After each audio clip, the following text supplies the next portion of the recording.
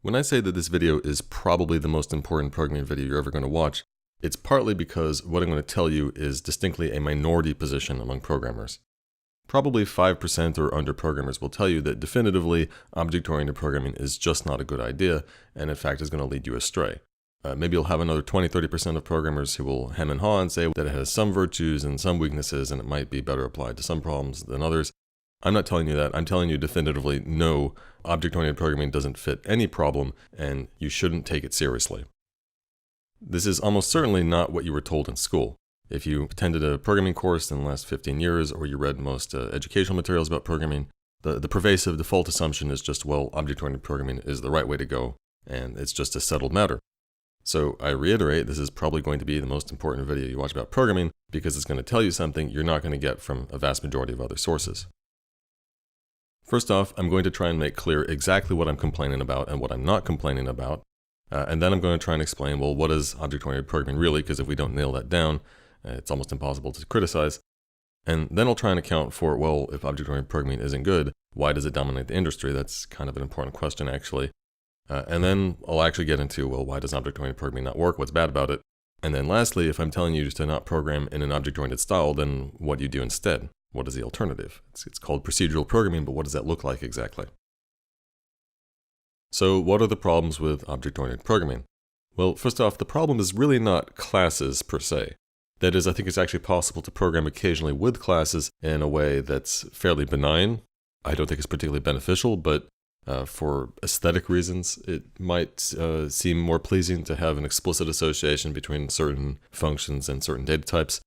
Doing this pervasively, though, as I'll make clear, is a really bad idea. That's where everything goes wrong, is when you try and shove every function of your code, every behavior, into an association with a data type. That leads to disaster.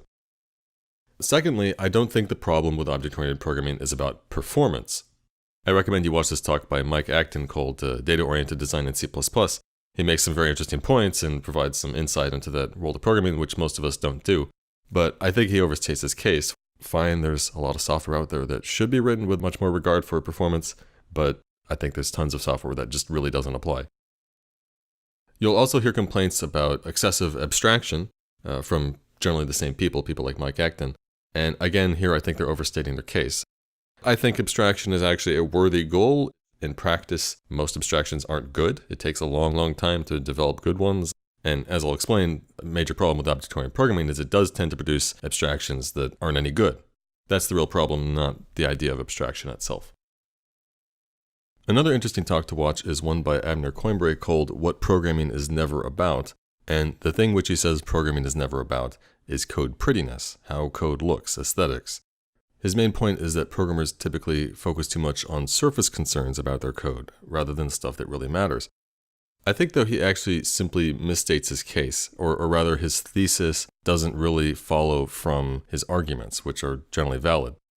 I think when really pressed, he would admit that elegance, simplicity, flexibility, readability, maintainability, structure, all these things you might file under code aesthetics, I think he would admit actually do matter. But I think the more accurate way to spin his point is that these surface-level virtues of code are good things and actually important, but object-oriented programming and abstraction-heavy programming in general fails to deliver them. In fact, it provides just the illusion of these things. Object-oriented programming is sold on the basis that it supposedly provides these things, but particularly simplicity and elegance, it actually makes things worse. Lastly, be clear that I'm pushing procedural programming, not necessarily functional programming, which is a different thing, as I will make clear in a moment.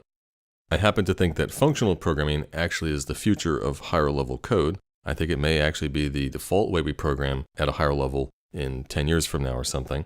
But there are serious efficiency problems that make functional programming not really viable in certain domains of programming. And so my message is whether your code ends up functional or imperative, that's a separate matter. Regardless, your code should be procedural rather than object-oriented. So it's a good time now to make clear exactly what are the competing paradigms of programming that we're really talking about. There are four main possibilities. Your code can first be both procedural and imperative. Procedural meaning that you have no explicit association between your data types and your functions, your behaviors. And imperative meaning that we just mutate state whenever we feel like it. We don't have any special handling of shared state, which can cause problems as your code gets larger and larger and more complex.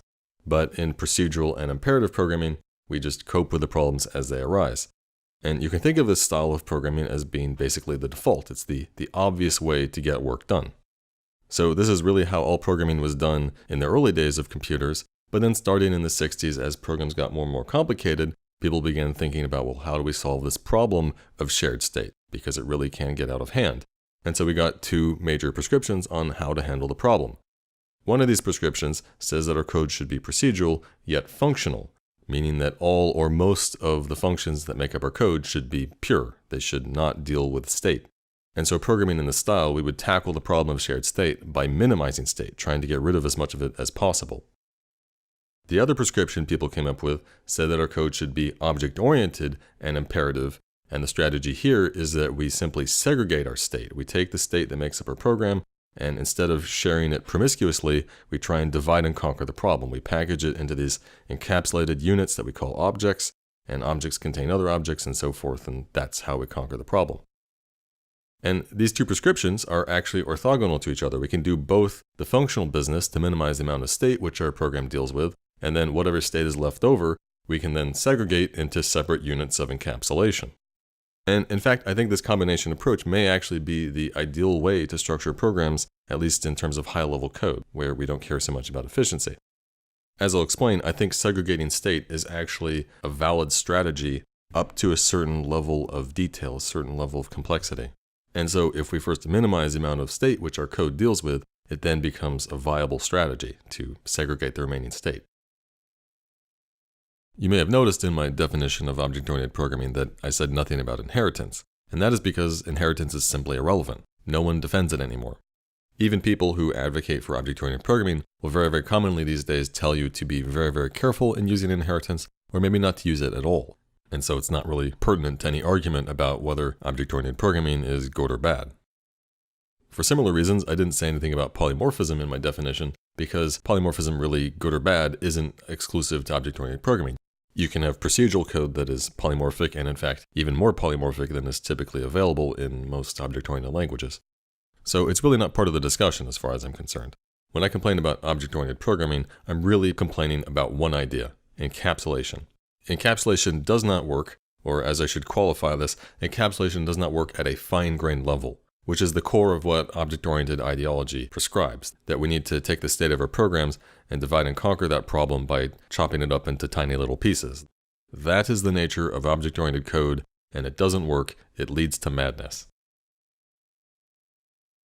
Before delving into why object-oriented programming doesn't work, it is important to address this mystery of, well, if object-oriented programming isn't so great, why does it now dominate the industry, and why has it done so for almost the last 20 years? I've heard it sometimes suggested that, well, this was an imposition of management. Management wants interchangeable developers so that it can have a cookie-cutter assembly line development process. Hence, business types were really enthusiastic about object-oriented programming promises about code reusability and compartmentalization. It's a theory that sounds plausible to me, but the main sticking point is that object-oriented programming doesn't actually deliver these promises. You'd think people would have noticed sometime in the last 20 years, yet they seem not to have noticed. I'm also skeptical of the idea that management actually really inserts themselves in these technical decisions that often. I suppose once, say, object-oriented programming was well established and that became the pervasive norm, then yeah, sure, management would push towards doing what everyone else is doing so that they can draw from the larger talent pool. But otherwise, aside from pushing engineers to just go along with the legacy system and not rebuild everything, I just don't think that many business managers really care that much about technical decisions.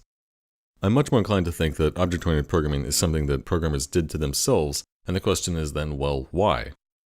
I think a big part of the answer simply comes down to Java. When it was first introduced in the mid-90s, Java seemed like a welcome reprieve to many programmers. Compared to the alternatives, Java seemed really simple. For example, on the PC, this is what application development looked like. You had to use the Win32 API in C, and not only did programmers have to concern themselves with memory management as you do in C, but on top of that, Win32 just doesn't feel like the C that you would learn from books. It's not what you would learn from K&R.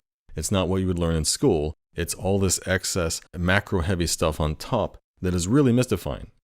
Even the tools you would use to write C programs on a Windows platform, the Visual Studio tools, wouldn't be the same as what you would learn in university probably, where you probably had a Unix system and that's what you learned.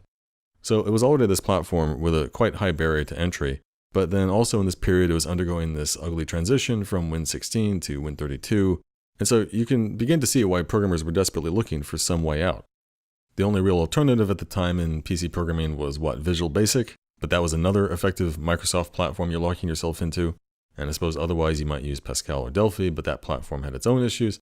And so it shouldn't be too surprising that when Sun Microsystems came along and said, here's this free thing that everyone can use across all platforms, that got people's attention.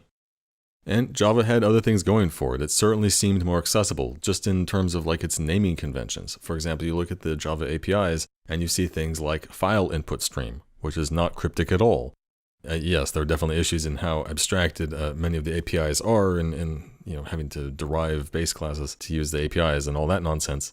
But on first glance, on surface inspection, it certainly seems like a friendlier system. It's not like Unix where you have stuff like IOCTL, which is you're supposed to know is input-output control, and other really horrible abbreviations. And then Win32 had the same thing. LPCTSTR stands for, long pointer to a const tchar string.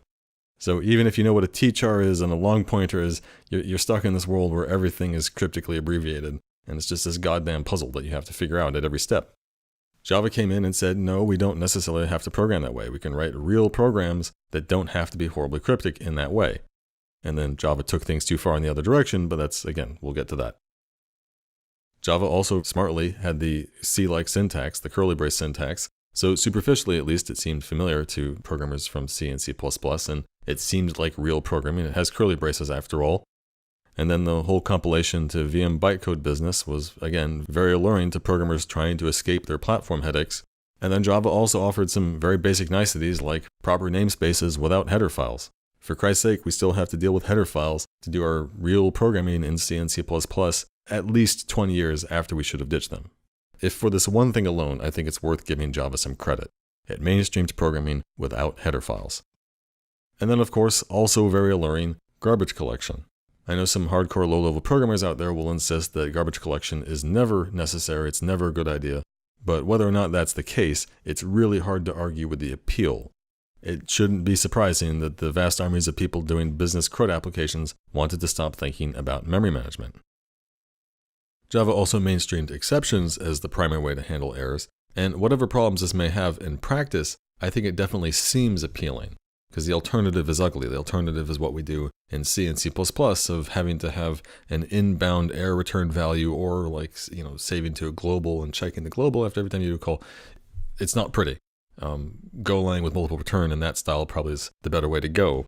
But that's not the solution Java came up with, and so it normalized this other thing that seemed better at the time. I think some people also came to like the subject-verb-object nature of method calls over straight function calls. Because, well, this is just what we do in English. It's subject first, then verb, then object. I myself don't find it all that appealing. I prefer consistency, and I think the distinction between subject and object in many, many cases gets very, very murky, which is one of the problems with object-oriented programming, as we'll get to. But this style of syntax in Java led to this convenience people, I think, since then have become addicted to, which is in their IDEs, it offers them, for this data type, what are my options? What can I do with this thing? It seems to enable a style of programming where you can just sort of browse. You don't have to hold all of the options in your head. You just have a vague notion of, I'm going to take that thing and transform it into this other thing. I don't remember exactly what the method's called. I'll just grope my way there using auto-completion in my IDE. Again, there's really actually no reason you couldn't have the same style of convenience in a purely procedural language. You would just have an auto-completion for, given this first argument, what functions take this type as its first argument. And it'd be effectively the same thing, really. But because of quirks of history and syntax design, this particular editing convenience has been implemented for languages like Java, but generally not straight procedural languages. And I think method auto-completion may actually largely explain why people sometimes claim that object-oriented APIs feel easier to use. It's because you can largely auto-complete your way through most of the usage. Another thing Java seemed to have going for it is that back in the mid-90s, this was the heyday of GUI programming, and it seemed really logical to map components as we see them in a GUI window and classes in an object-oriented program. That seemed like a very natural correspondence. This was the most tangible version of the real-world modeling which object-oriented promised. At the time, it seemed like a very plausible story, And on top of that, you have the virtue of Java being supposedly cross-platform with the Java Swing API, so you can write GUIs that will run on any system. They'll look horribly ugly, but at least, hey, they run on everything. You could do so-called RAD, rapid application development of GUI applications like you do in Visual Basic, except in Java, you're not locked into Microsoft's platform.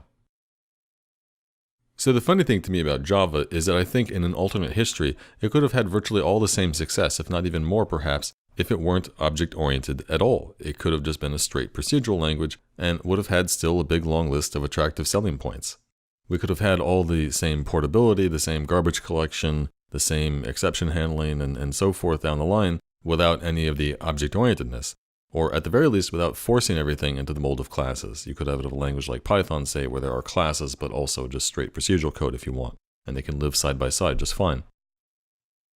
So there still is this question. Java aside, there seems to be some appeal to object-oriented programming in itself, and what is that? Well, I think very simply, if you go back to the 60s and 70s, as people were grappling with the problems of software systems getting larger and larger, people tried to identify units of code abstraction that were larger than individual functions and data types. It's natural to want to describe any complex system in terms of large-scale components. If you talk about human anatomy, you don't explain it first in terms of microbiology. That would be nuts. We first talk about very major organs like the brain and the heart and the kidneys and so forth. As software gets larger and larger, it felt like these units of code we were building out of, the base materials, these data structures and functions, they became smaller and smaller relative to the whole. Sadly, though, the one general answer people could come up with of what is a unit of code abstraction bigger than a function and bigger than a data type is just simply a combination of the two, and hence objects were born. We took our functions and our data types and we associated them together into these larger units. We want to think in terms of paragraphs rather than individual sentences, and object-oriented programming seemed to have an answer for how we could do that. It's also very natural that as we build larger and larger systems and complex things, as much as possible, we want simple rote rules to guide us. Object-oriented programming seemed to present a unit of abstraction and a set of guidelines whereby we could incrementally accrete larger and larger systems. This line of thinking is what led us to patterns, and then the so-called solid principles and dependency injection and test-driven development, and all this stuff which has subsequently been piled on by many people who insist that this is now the one true way to do object-oriented programming. But to me, all these best practices represent band-aids. They are compensation for the fact that the original vision of object-oriented programming has never panned out, and every few years there's a new ideology in town about how we actually do object-oriented programming for reals this time. It's very easy to miss this dynamic. I know I did for several years, because I think within all of these addendums to object-oriented programming, there's lots of mystical speech dancing around genuine insights, but it's not quite cohesive. Object-oriented programming feels like this circle which we've been trying to square for over a generation now. Finally, let's talk about what's really wrong with object-oriented programming, specifically encapsulation, which is the linchpin of the whole thing. So consider, what is an object? An object is this bundle of encapsulated state, and we don't interact with the state of that object directly. All interactions with that state from the outside world come in through messages to the object. The object has a defined set of messages which it will receive, called its public interface, and so we have private information hidden behind a public interface. When an object receives a message, it may in turn send messages to other objects, and so we can conceive of an object-oriented program being this graph of objects all communicating with each other by sending messages. Many people today forget, though, that the original conception of a message is not exactly synonymous with just a method call. Yes, in practice it means calling methods, but a message, strictly speaking, sends only copies of state. It doesn't send references. A message sends and returns information about state, not state itself. And, well, wait a minute, objects themselves are state. And this has some interesting consequences. It means that, strictly speaking, messages cannot pass around object references. I've never seen a Java or C# codebase that ever follows this rule. Perhaps some Smalltalk programs have, but in general, this rule is not observed at all, and probably for good reason, as we'll discuss. But anyway, if we take the rule seriously, it means then for an object to send a message to another object, the first object must hold a private reference to that other object, because otherwise, how is it going to talk to it? To talk to an object, you have to have a reference to it. And where is an object going to get a reference to another object if it can't get object references from messages? The references which an object needs have to all be there at the object's inception. They have to be there for the whole lifetime of the object. And there's an even deeper consequence which is that if an object is sending messages to another, that other object is part of the first object's private state. And by the principle of encapsulation, an object should be responsible for all the objects which it sends messages to. And this should be obvious if you consider that messages indirectly read and modify state. When B sends a message to A here, it's messing with the state of A. Indirectly, sure, but it's still messing with its state. And so what happens when other objects come along and send messages to that same object, what's happening here? We have shared state. It's hardly any different than if you had a single global variable being shared by, say, 10 functions. If you have an object receiving messages from 10 other objects, those objects are all effectively tied together because they're implicitly sharing this state. Sure, the interactions with that state are indirect through public methods, but those methods are providing very trivial kinds of coordination of the state. You can impose rules through the accessor methods like saying, oh, if you access this field, it's a number, well, you can only increment that number. You can't mutate it in any other way. Fine, but this is a very trivial kind of protection. The hard problems of shared state are much, much deeper. Where in the system of 10 objects all sharing this state is the real coordination? And the answer is there isn't any.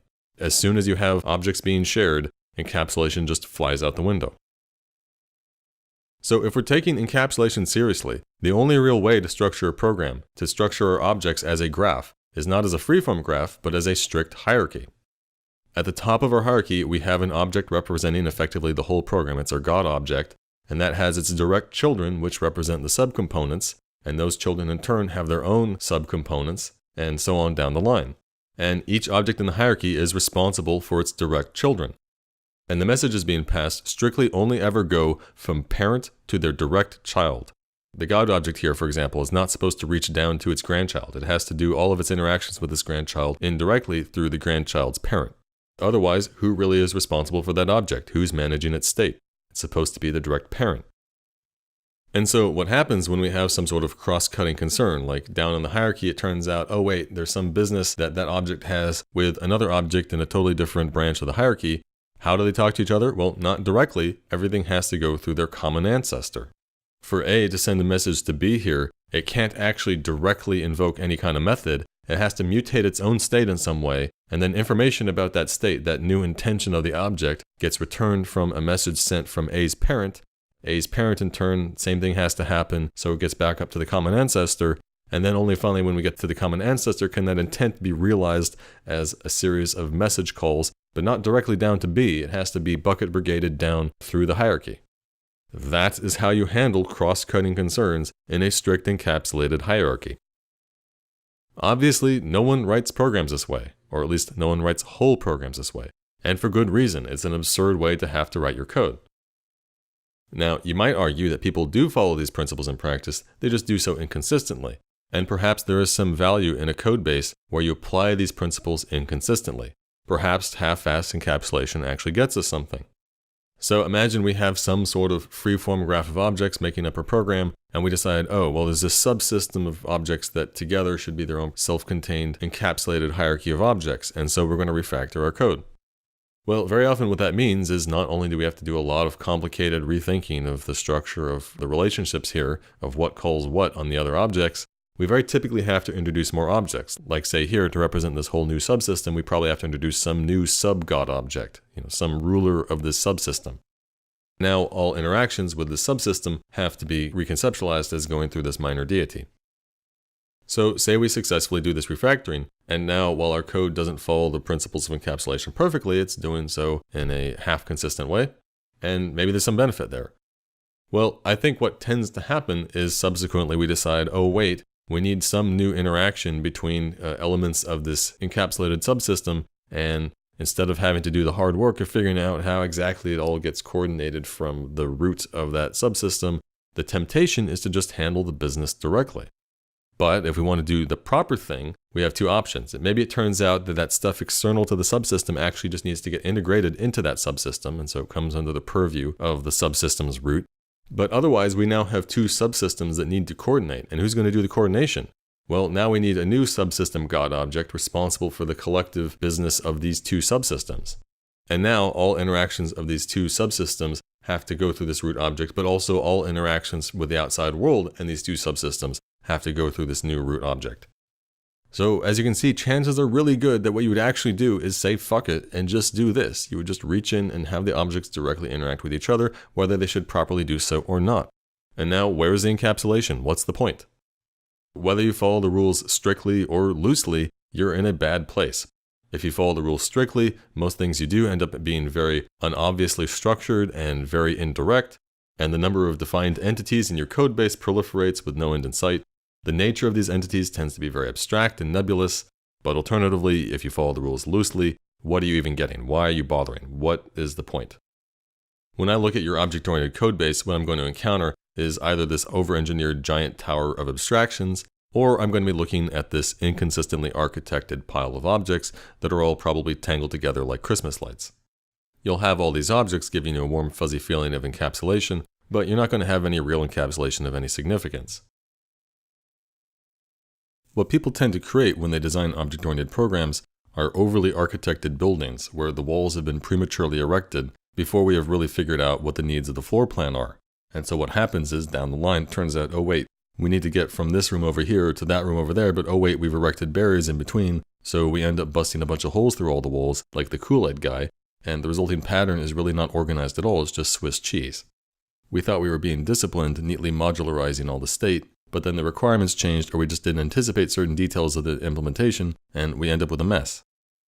The lesson we should take from this is to be very careful about erecting barriers, about imposing structure.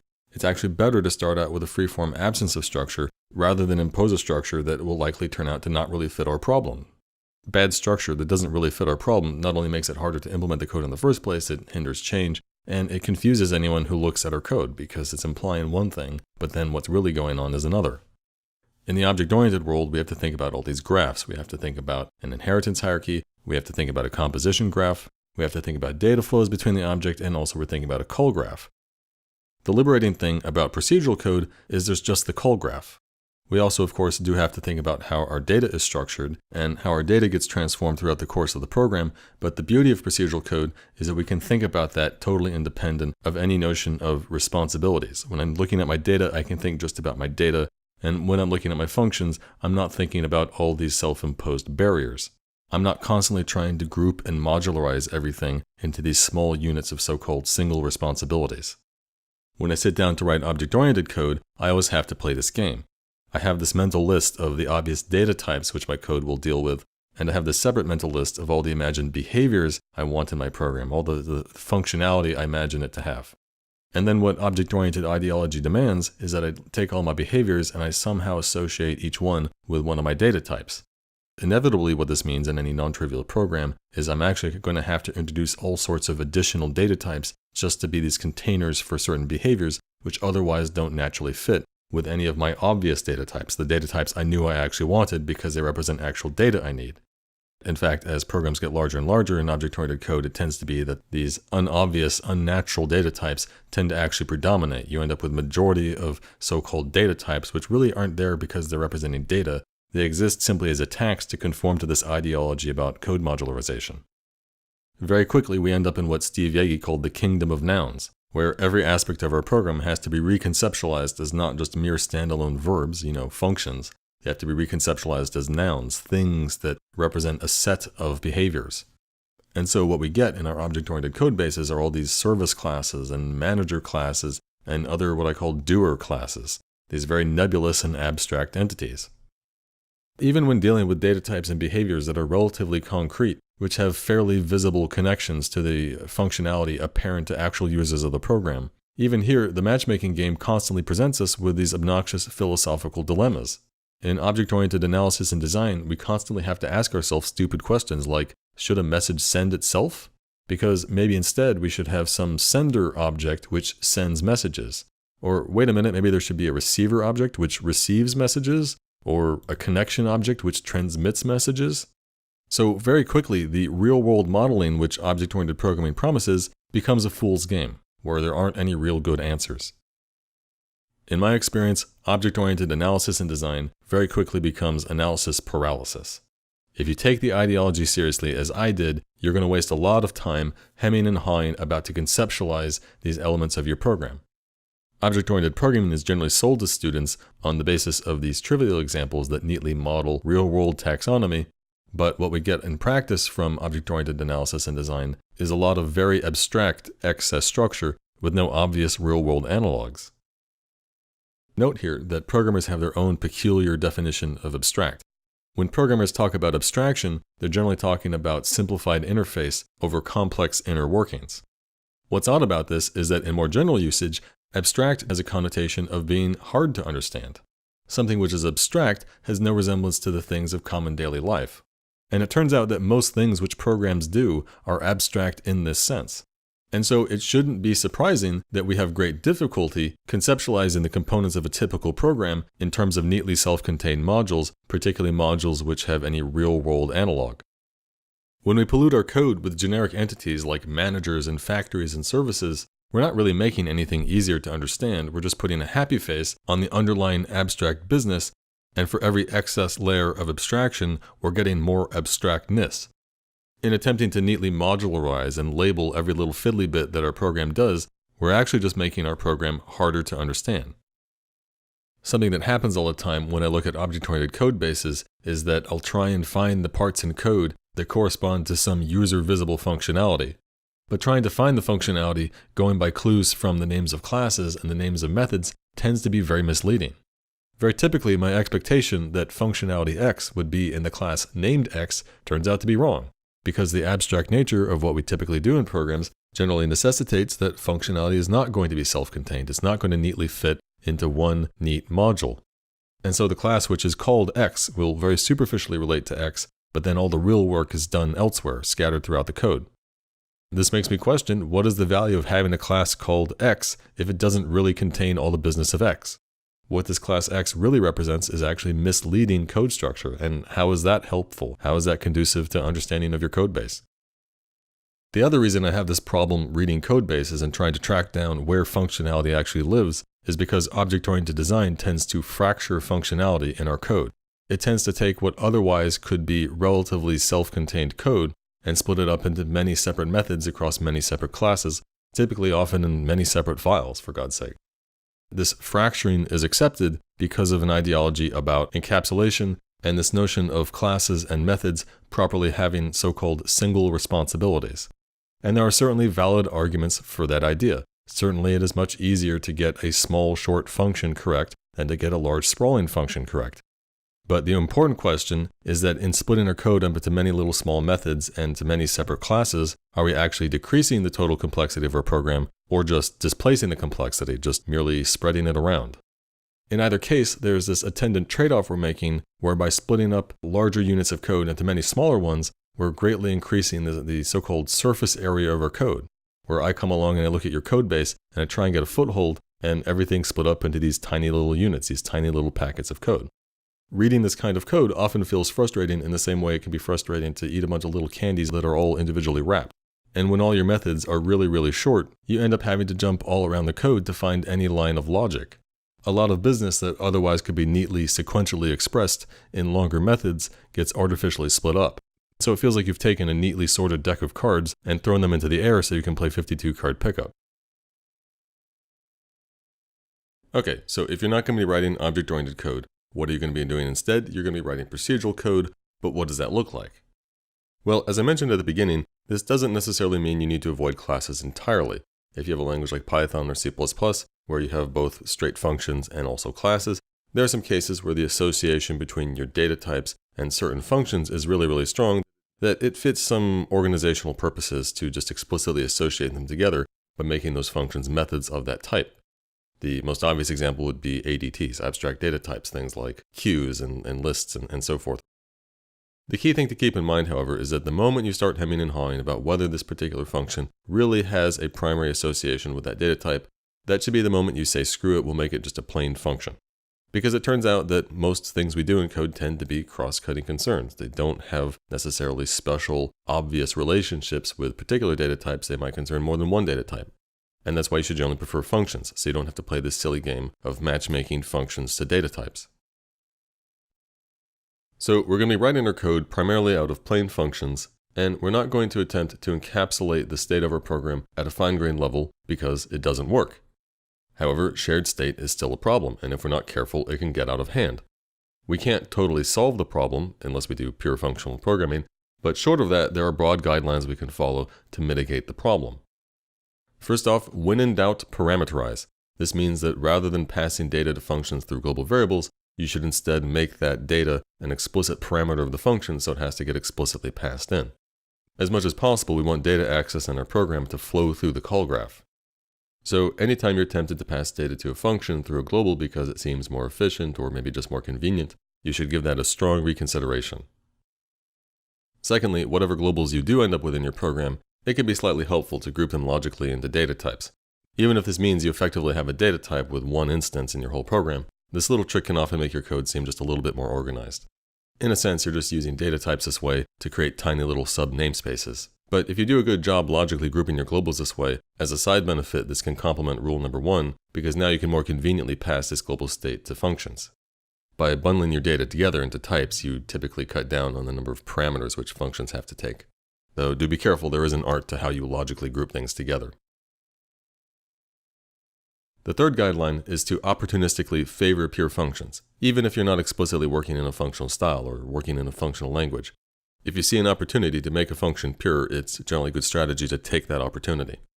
Again, pure functions tend to come at an efficiency cost, but the brilliant thing about pure functions is that they're the only truly self-contained unit of code.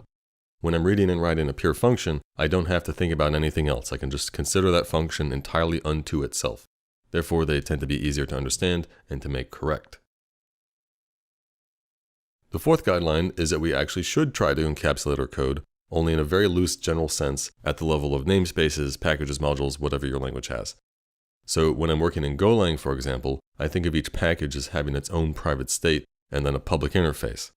I find that encapsulation at this coarse-grained level tends to work because you're typically dealing with much larger units of code than the supposedly ideal classes of object-oriented programming.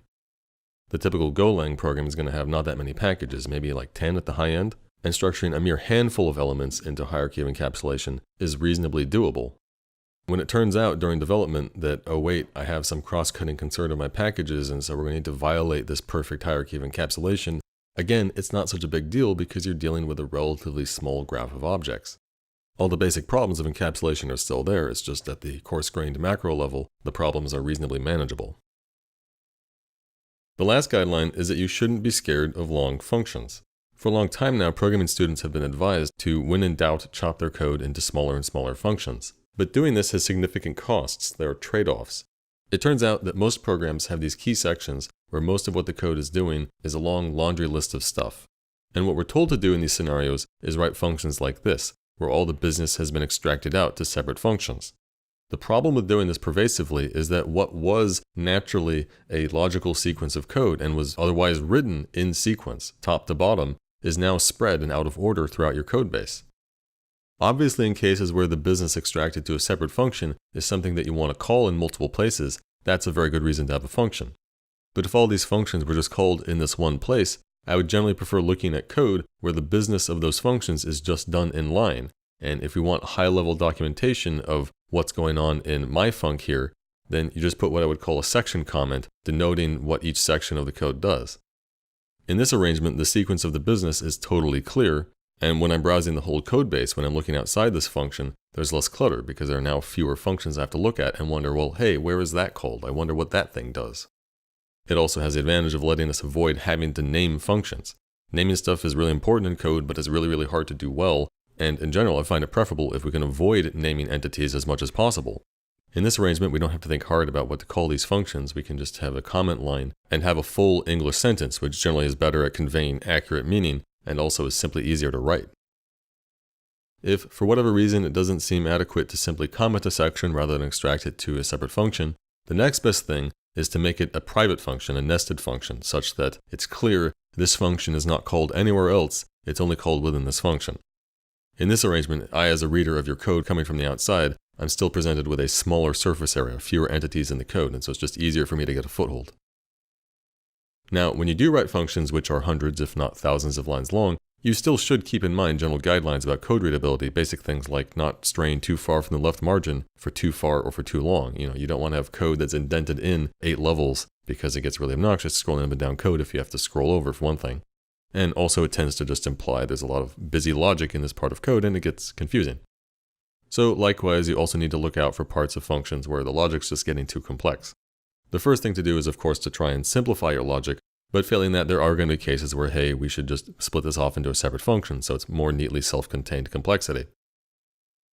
The other concern with longer functions is that as your function gets longer and longer, you tend to accrue more and more local variables. So what you want to do is, hopefully your language allows this, you want to try and constrain the scope of the local variables so that they don't exist for the full duration of the function, but rather for subsections. This way, I, the reader of your code, when I scan up and down the function, I don't have to think about all the variables for the whole duration of the function.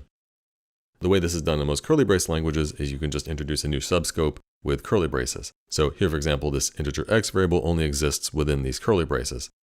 When you have subsections of a function which you are commenting, it's generally a good idea to, when in doubt, enclose them in curly braces. This gives readers of the function an assurance that variables from the preceding sections don't fall through to the following sections. And so in later sections, we don't have to think about the variables that were used above. Where possible, the even better thing to do is to enclose these local scopes in their own anonymous function that's then just immediately called. And the advantage here within the nested function is that it's not just its own subscope, but also within this anonymous function, it's guaranteed that any return is not going to return out of the enclosing function, it'll return just out of this enclosed function. And so we have a stronger guarantee that the logic of this subsection is self-contained from the enclosing function. Unfortunately, what I often really want when creating subsections of longer functions is a feature that doesn't exist in any language I know of. It's an idea I've only seen in one other place. It was Jonathan Blow in his talks about his programming language that he's making. And the idea is that we want something like an anonymous function which doesn't see anything of its enclosing scope. The virtue of extracting a section of code out to a truly separate function is that everything that comes into the function has to be explicitly passed to a parameter. It would be great if we could write inline anonymous functions with this same virtue. Specifically, what I would propose is imagine we had a reserved word use that introduces a block, and in the header of the use, we list variables from the enclosing scope which we want to be accessible in this block, but otherwise anything from the enclosing scope would not be visible. These listed variables, however, would really actually be copies of those variables. So if you assign to x or y here in this scope, you're assigning to x and y the local variables of this use block, not to x and y of the enclosing scope, which is the effect you get with a truly separate function, right? You assign to the parameters of a function. You're not modifying what was passed to the function, you're just modifying those local variables. That's the same thing we want in this use block. Furthermore, a use block should itself return values. So you use return inside the use block, and it doesn't return from the enclosing function, it returns from the use itself. The use is an expression, and so we can return values from this use and assign it to this variable a. So in effect, we'd have this block of code which is as neatly self-contained as a separate function. However, it is written in line, and so it's very, very clear that, oh, this is a piece of code that's only used in this one place. You don't have to go look for it elsewhere. And also, we don't even have to give it a name. Instead, we can just put a section comment header before the use block, and that is generally much better for containing the actual intent of this block of code. If later down the line we decide that this block of code actually should be extracted to its own proper function, that's a very easy thing to do. You can have an editor convenience that does that for you automatically. It's already clear what the parameters and the arguments should be. All the programmer would have to do is provide a name for the new function. So anyway, it'd be nice if languages had this feature. Unfortunately, I don't know of anyone that does. But regardless, you shouldn't be so scared of long functions. They actually have their place in most code bases. At the very least, I hope I can get you to try procedural programming. It doesn't really matter what language you're in. If you're in Java or C#, you can write procedural code, you can break the rules. But if you've ever felt any of the paralysis that I felt attempting to do object-oriented programming properly to square the circle, I think you'll find abandoning all those ideas and just reverting to procedural code to be a liberating experience. I can tell you from personal experience of having read these books that you don't need to read them. They don't have answers, they're not going to square the circle, and you're going to waste productive years of your life trying to live up to their ideals. I'm not saying there's nothing to these ideas. There are bits and pieces that have value. Test-driven development, for example, has some interesting ideas. There's value in testing.